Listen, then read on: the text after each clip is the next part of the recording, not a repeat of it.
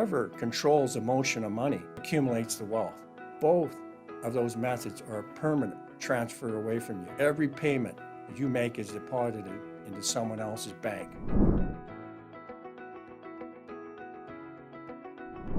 So again, I just wanted to go on and really get into the fundamentals of banking. So banks are very good. They lend with security rather than invest with risk.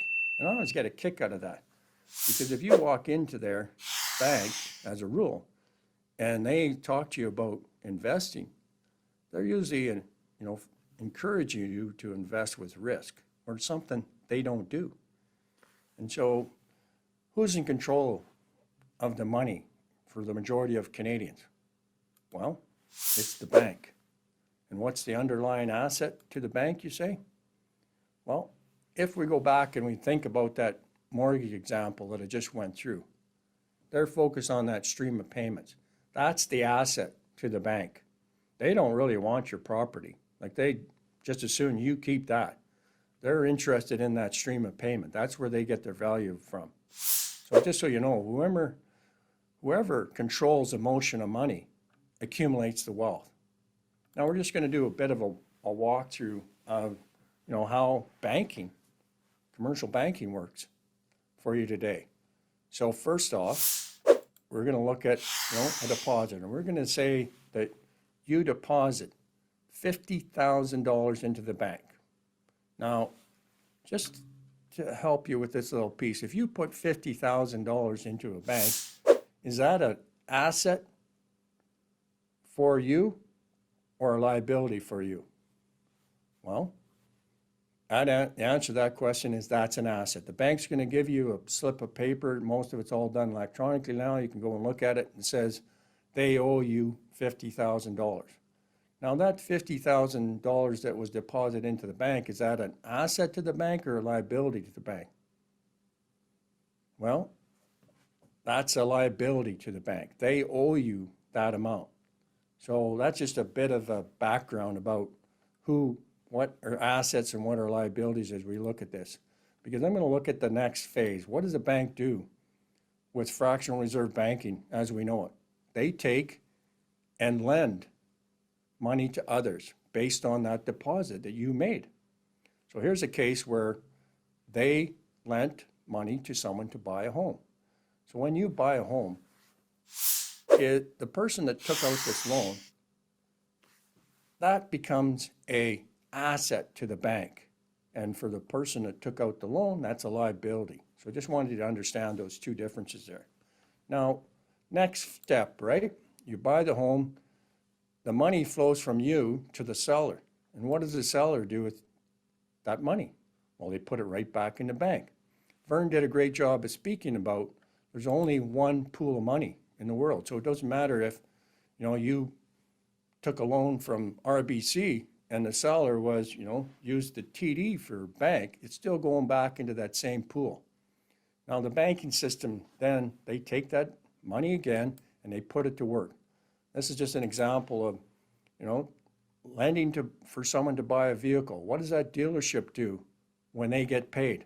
Well, they don't have a vault in the back. They put the money right back in to the banking system. And everything basically now is done electronically. Not too often even write a check anymore.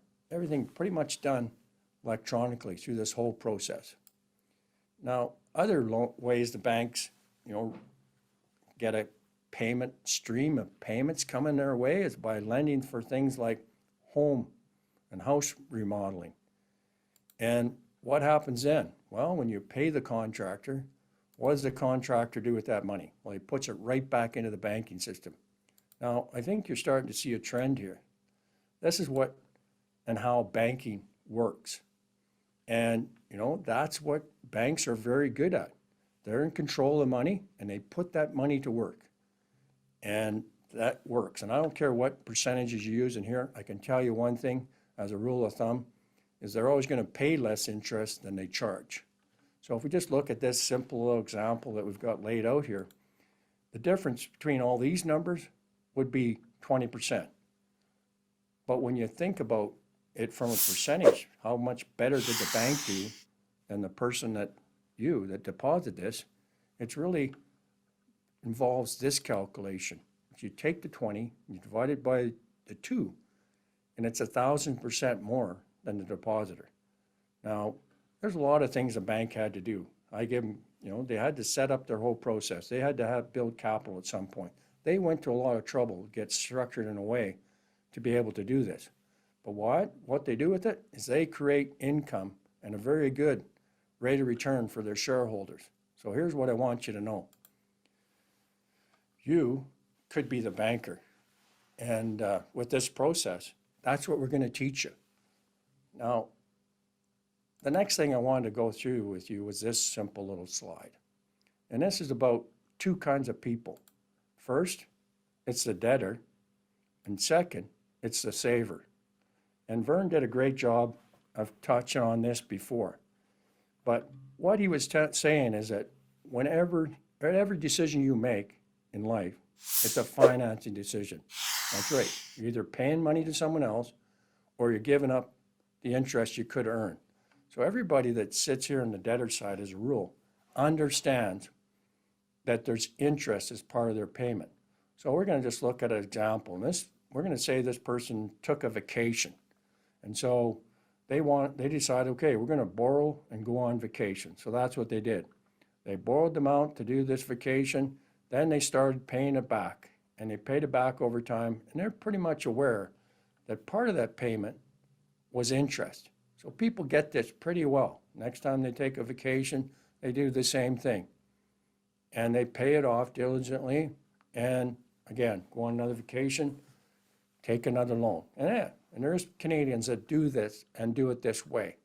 Now, we're going to talk about the saver. And I kind of like the saver. And I really like this behavior in a lot of ways because before they take that vacation, they make a decision to save. I think that's a pretty good way to go about things. But I want to teach you a couple things from this.